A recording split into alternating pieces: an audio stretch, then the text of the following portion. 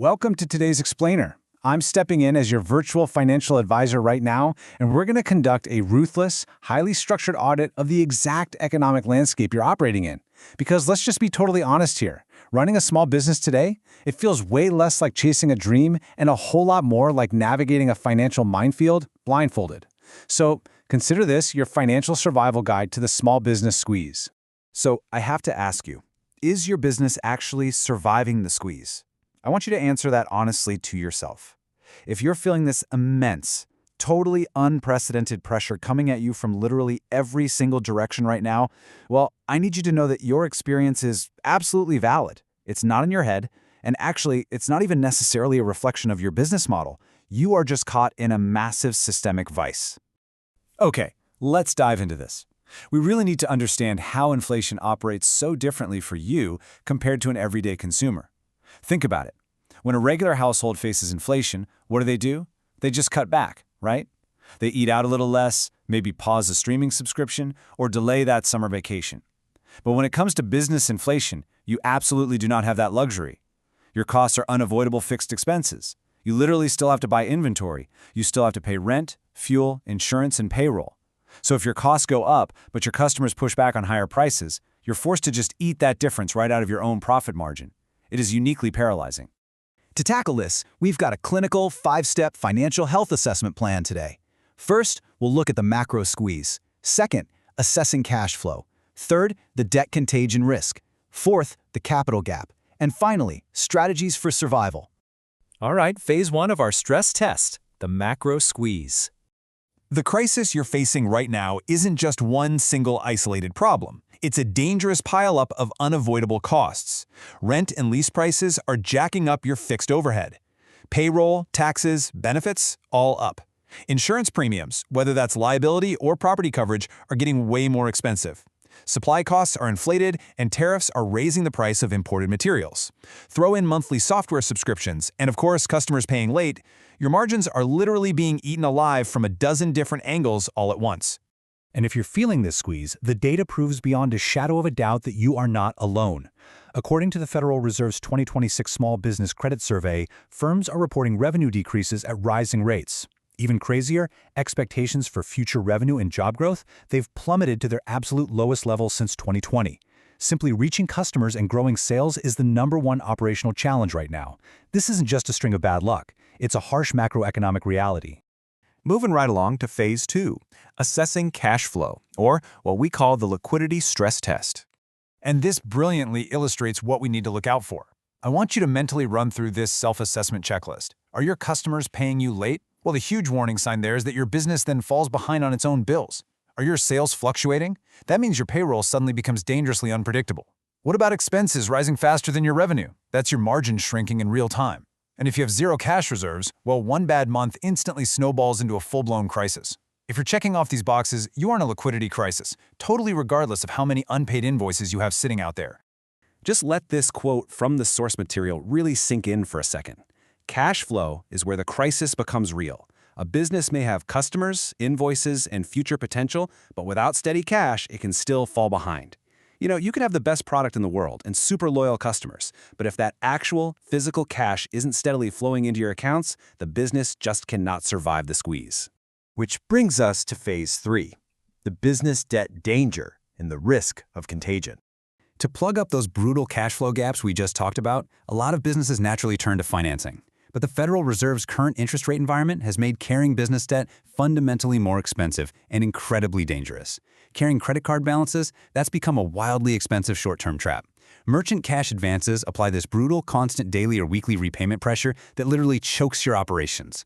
Equipment loans and working capital lines are suddenly cost prohibitive. So debt that used to be a helpful tool for growth has morphed into a really heavy anchor. So the crucial point is understanding the personal guarantee. Because to get approved, so many small business owners are forced to personally guarantee their business debt.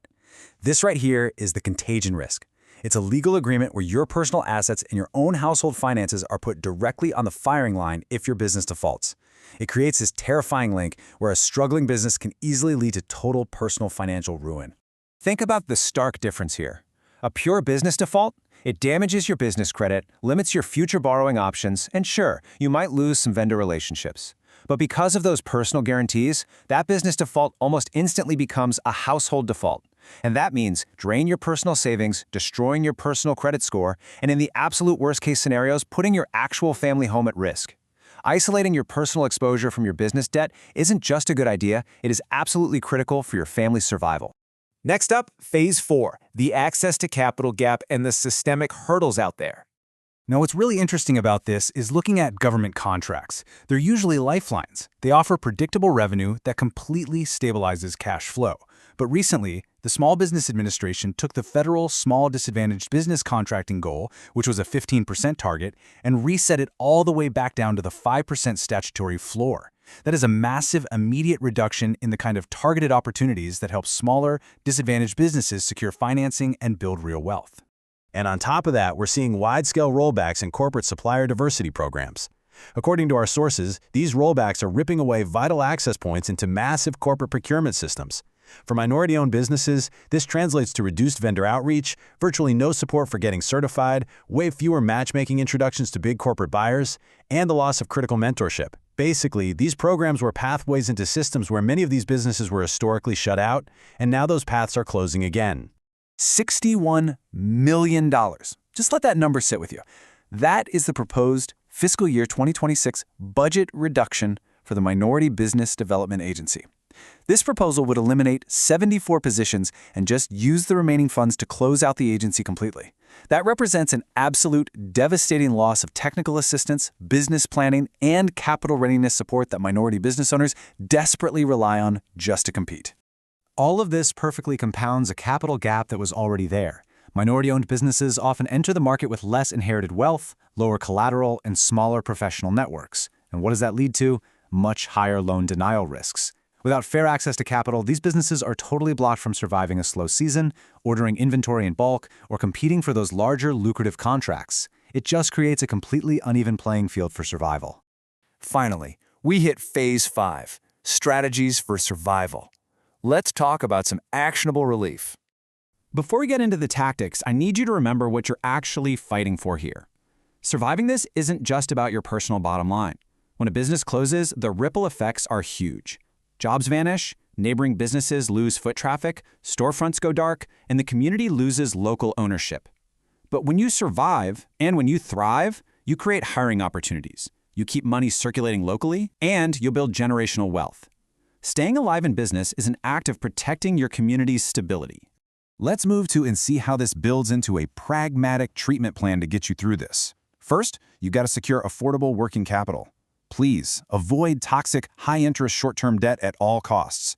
Number 2, push hard for prompt payment rules to lock in that steady cash flow. 3, proactively hunt down grant programs and non-debt support so you can build up your reserves.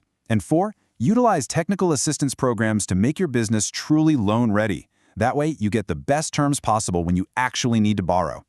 Ultimately, this small business squeeze isn't just about rising inflation or tough interest rates, it's quite literally a fight over ownership. When small businesses get squeezed out, our economy just gets more and more concentrated in the hands of massive mega corporations.